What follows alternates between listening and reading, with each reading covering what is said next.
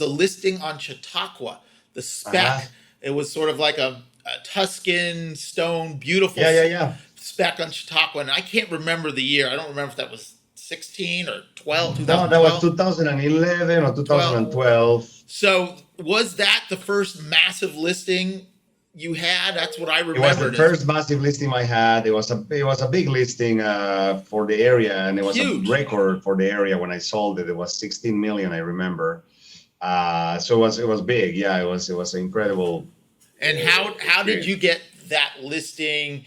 Door And knocking. that was the door knocking. Yeah.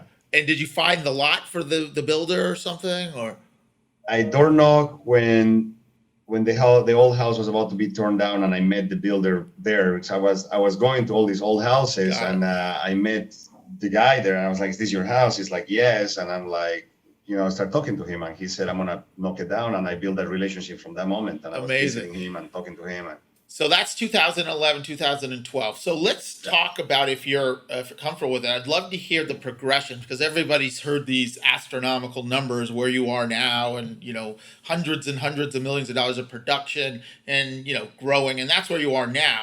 But even as a successful agent back then, I mean, what was the progression of production if you said from like 2011 and 12 for like the next 3 or 4 years? Because you did accelerate from about the beginning of when the market changed at 11, 12 to 13, 14, 15, 16, when the market started really going.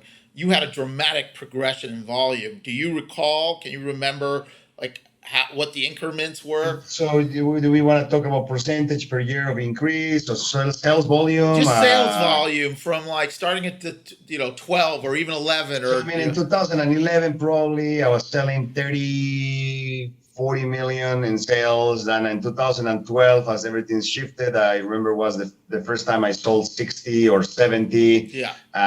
2013, I was selling, I think in 2013, it was the first year I sold 100 million, Wow. Yeah. pretty close to 100.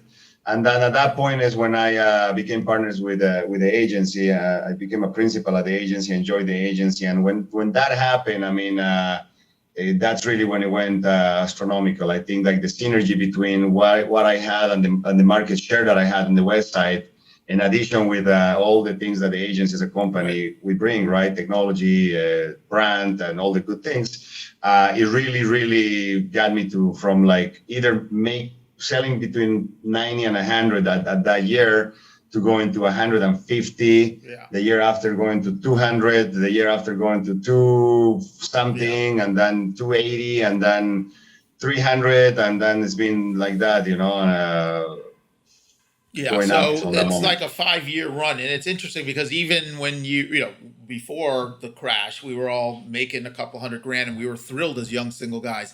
But that's Yeah. just to show you the progression. You were already so successful then